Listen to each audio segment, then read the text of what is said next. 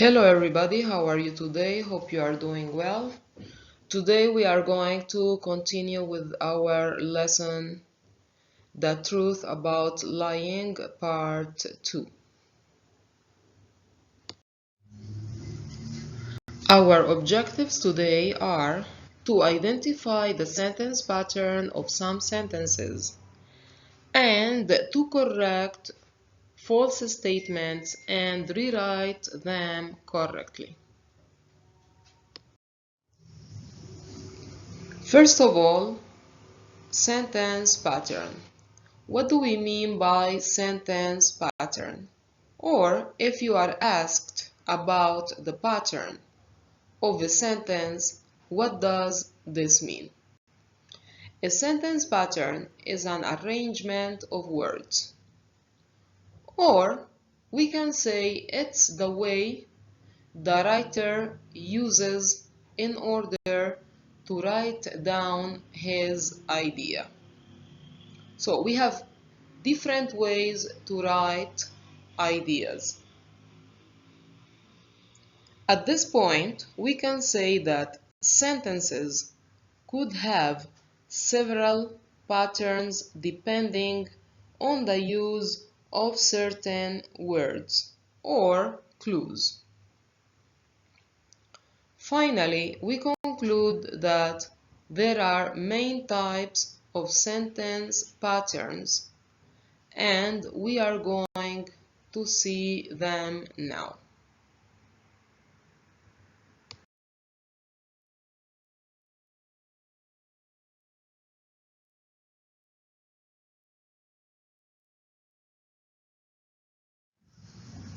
So, the main types of sentence patterns are contrast, cause-effect, time order or chronological order, listing, exemplification, definition, comparison, and comparison contrast. Today we are going to talk about contrast and cause-effect. Let's start with contrast. If the sentence pattern in a sentence is contrast, this means that the writer wrote a detail or details showing only differences between two things, two places, two people, two ideas, or situations. The writer uses clue words as however, unlike, yet, in contrast, while, contrary, still, although, even though.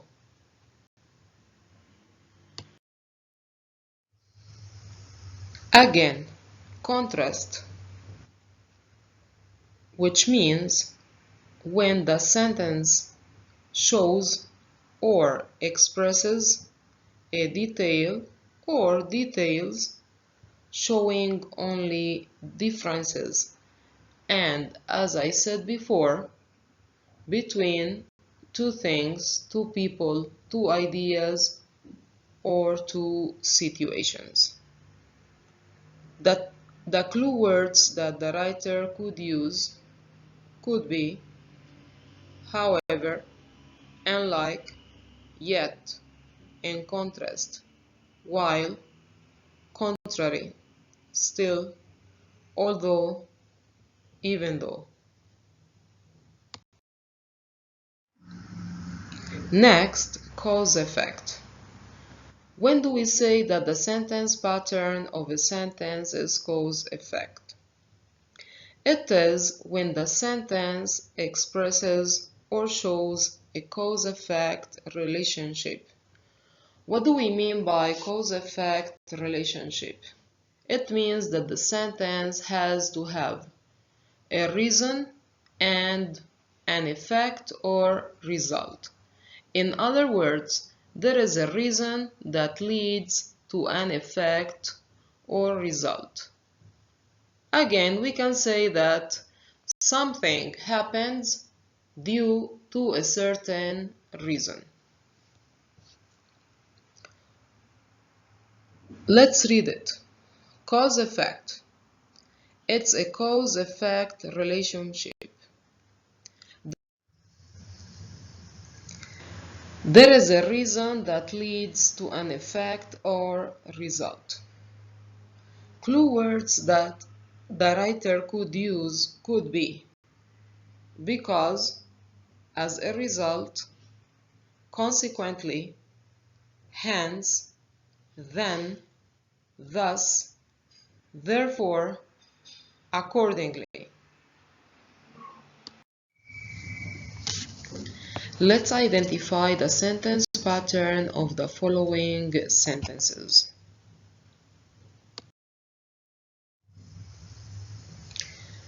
Number 1.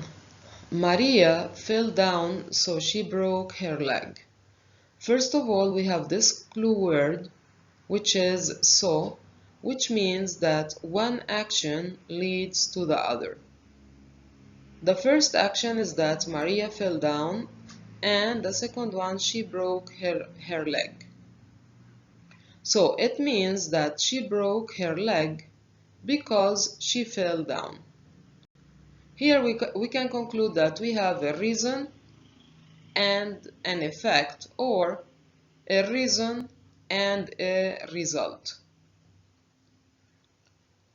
We conclude that the sentence pattern in this sentence is cause-effect. Why?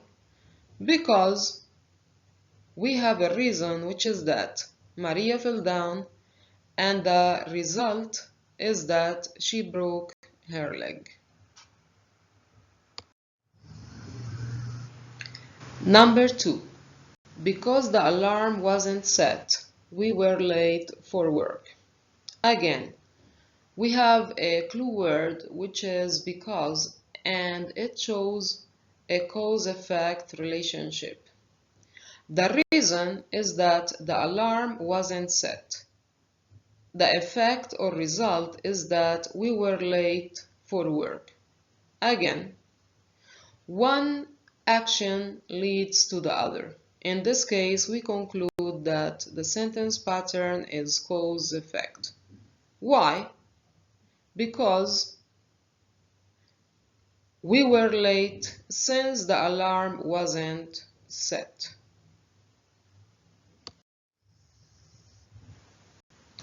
Number 3. My grandma is 83, but she still goes swimming every day. First of all, do we have a clue word? Yes, it is but.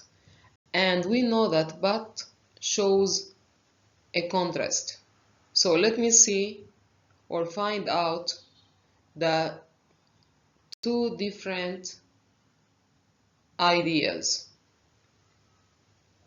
My grandma is 83, and even though she is 83, she still goes swimming every day.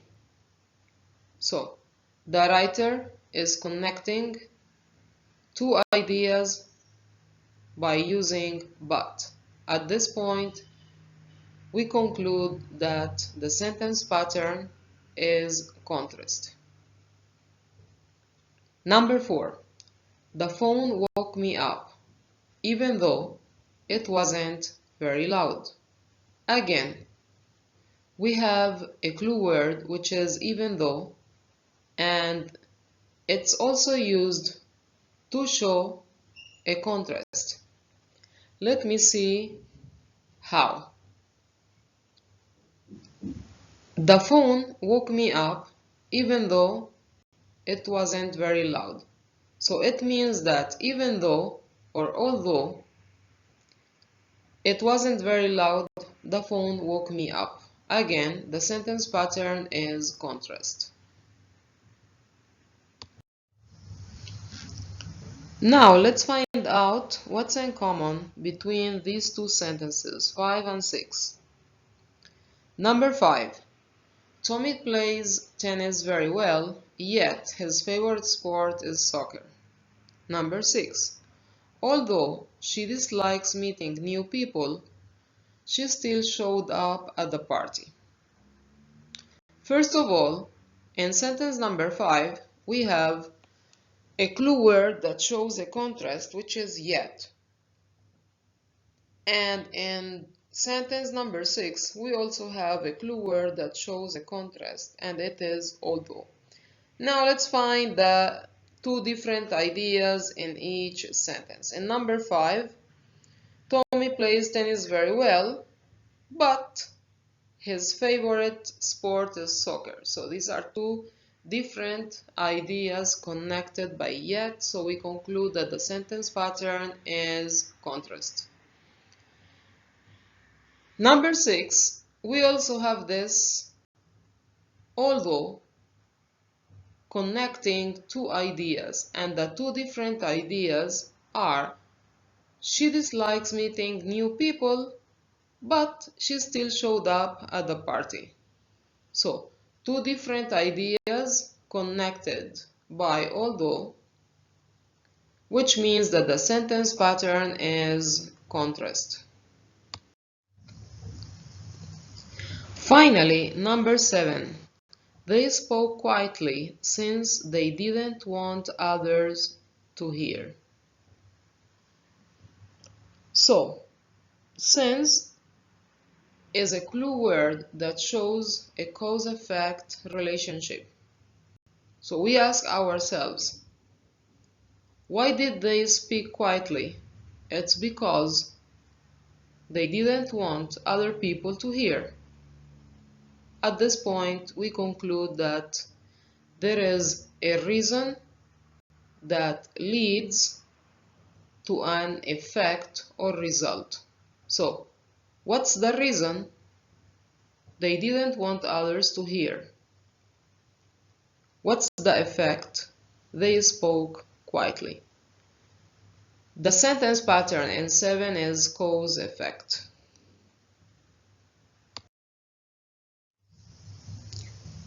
At the end, the sentence pattern in number 1 is cause-effect, number 2, cause-effect, number 3, contrast, number 4, contrast, number 5, contrast, number 6, contrast, and number 7, cause-effect.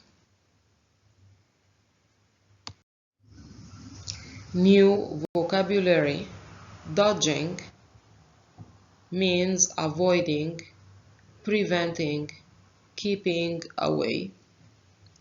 Holler, shout. Intimacy, marked by close association or something of a personal or private nature.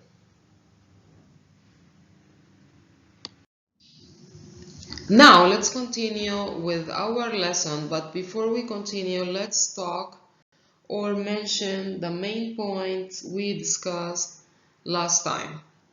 Last time we read about social lies, and we found out that the writer said that these types of lies are needed in our everyday lives, otherwise our relationships would never last forever or for long periods of time.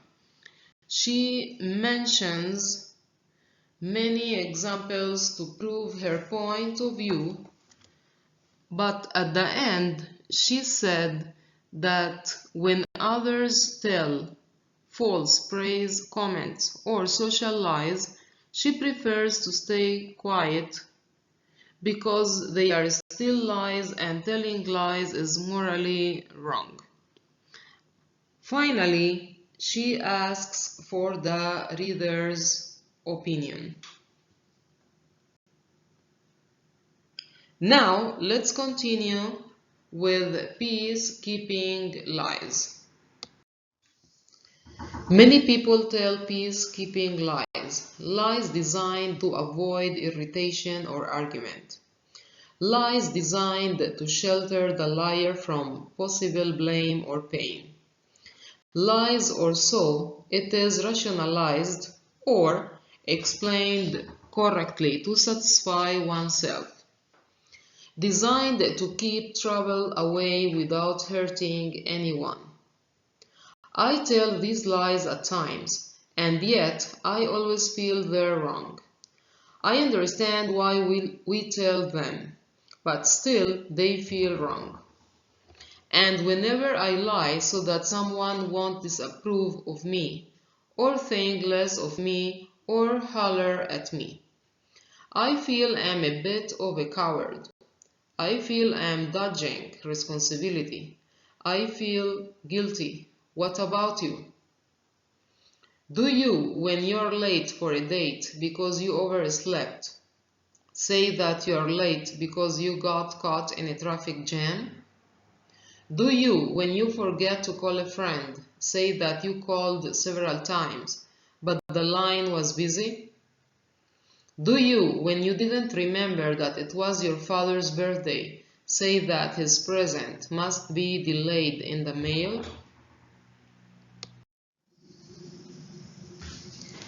In paragraph 7, the writer explains that most people tell this type of lies in order to avoid fights and confrontation or to protect themselves from blame and pain. In other words, to avoid and keep problems away without hurting anyone. In paragraph 8, the writer confesses that she tells like these lies sometimes, although she knows and feels it's wrong to do that. She explains that she tells like this type of lies in order to satisfy others and avoid others shouting at her, but at the same time, she knows that these actions show no responsibility, lack of confidence, and courage.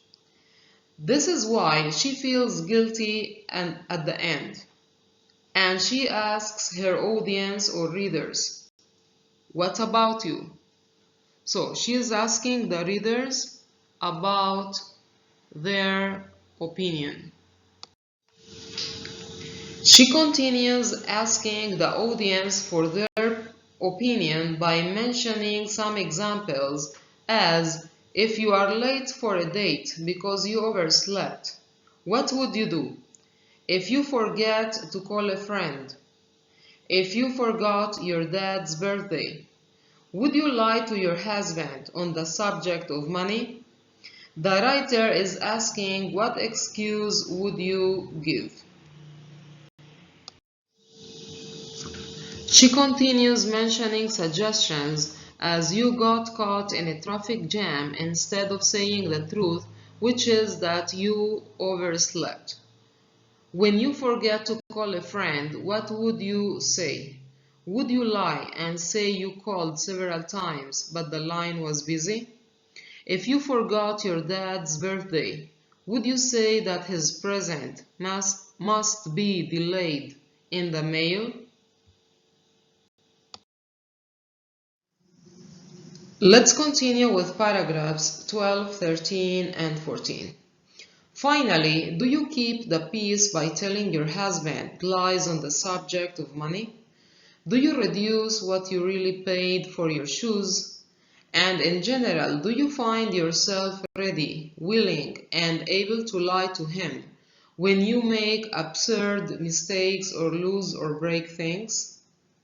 I used to have a romantic idea that part of intimacy was confessing every dumb thing that you did to your husband.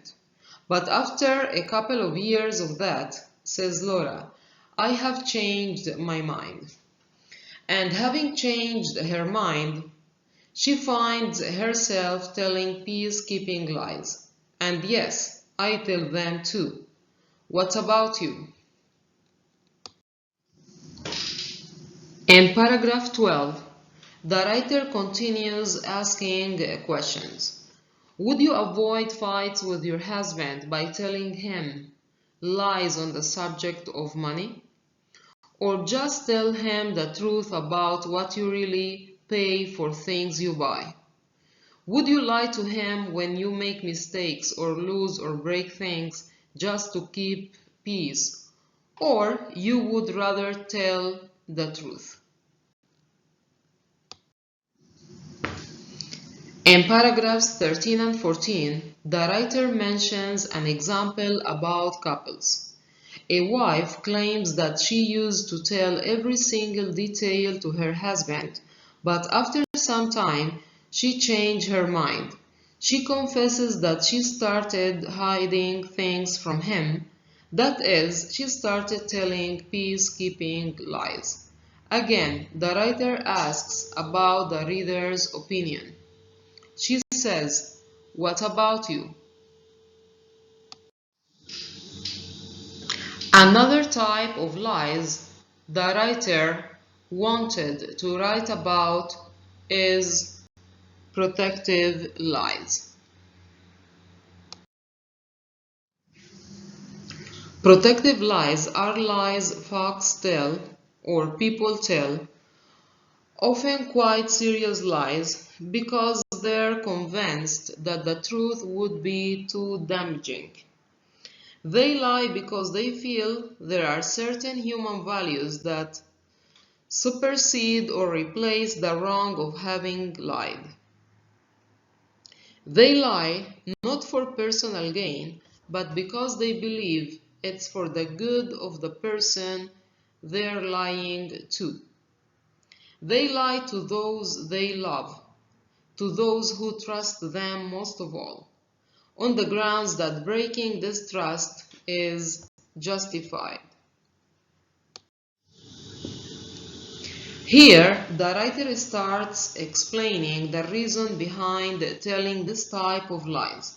So people lie in this case because they are convinced that the truth would be hurtful, harmful, and dangerous. People don't like this type of lie for personal gain, but for the good of the person they are lying to. They usually lie to the people they love to avoid hurting them.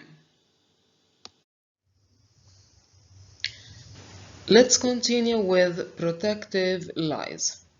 They may lie to their children on money or marital matters. They may lie to the dying about the state of their health. They may lie to their closest friend because the truth about her talents or son or psyche would be, or so they insist, utterly devastating. And furthermore, we may find ourselves lying in order to back up the lies that are backing up the lie we initially told.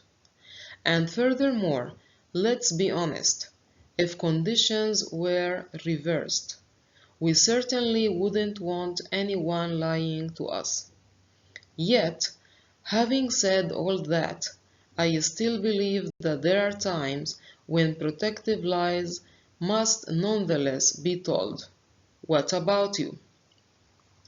If your dad had a very bad heart and you had to tell him some bad family news, which would you choose, to tell him the truth or lie?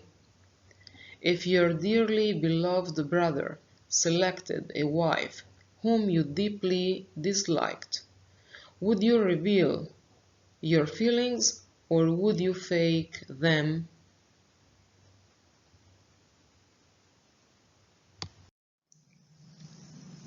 In paragraphs 16, 17, and 18, the writer clarifies the idea mentioned in paragraph 15 by mentioning some examples as: those people may lie to their kids on money or marital matters.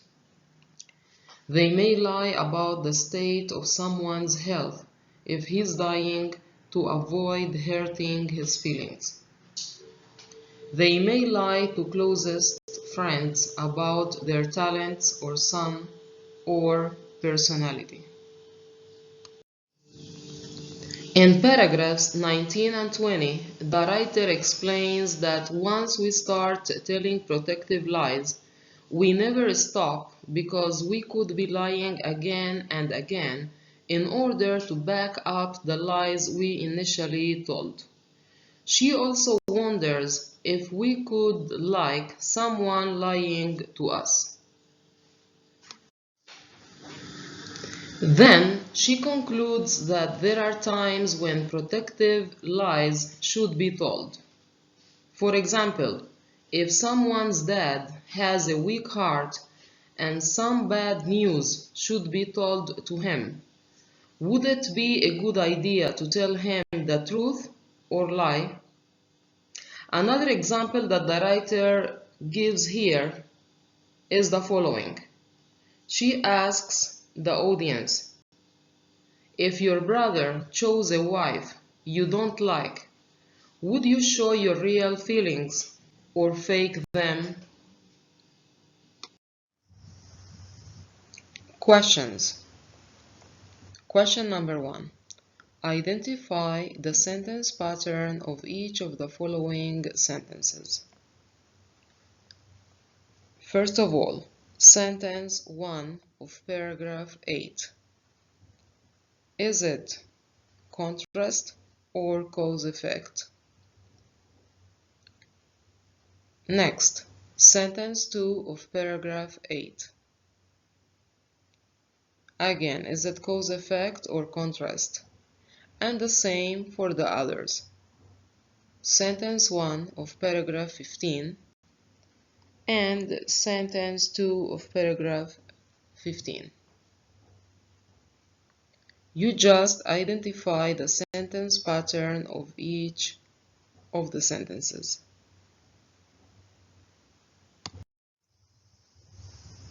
Number 2. Correct the false statements. Rewrite them correctly. Number 1. When it comes to social lies, all the people have the same attitude. Number 2. The writer never feels the pricking of the conscience, or the writer never feels guilty or ashamed when she tells peace-keeping lies. Good work.